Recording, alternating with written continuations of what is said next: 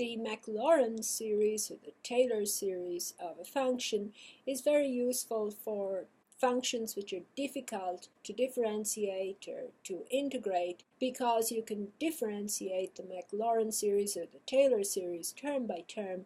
It acts just like an infinite polynomial.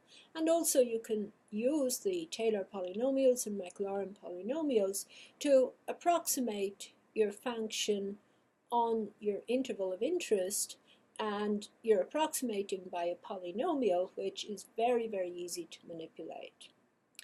Now, this is a very interesting function, and I'm bringing it up here just to point out that you really do need to be careful about the interval where the Maclaurin series converges to the values of the function. And for this function, e to the minus 1 over x squared, obviously x equals 0 is not in the domain, but the limit as x goes to 0 of e to the minus 1 over x squared is 0.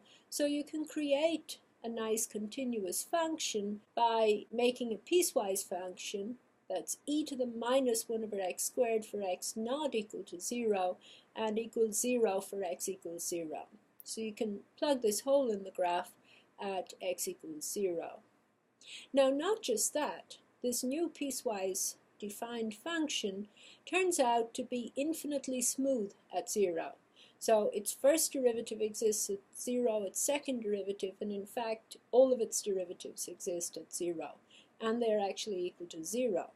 To see that the first derivative of this is 0, you need to go back to Calculus 1 and look at the definition of the derivative of the function at 0 as the limit of the difference quotient, and then use L'Hopital's rule to calculate this limit. Now, unfortunately, there's no easy way to calculate the derivative in Mathematica, so Mathematica really won't create the Maclaurin series for us here, even though it exists.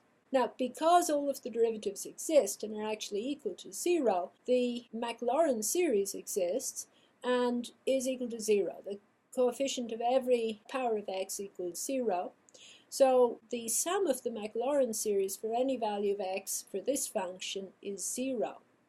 And we can clearly see that the values of this function tend to 1 as x goes to infinity, but they're only equal to 0 for x equals 0.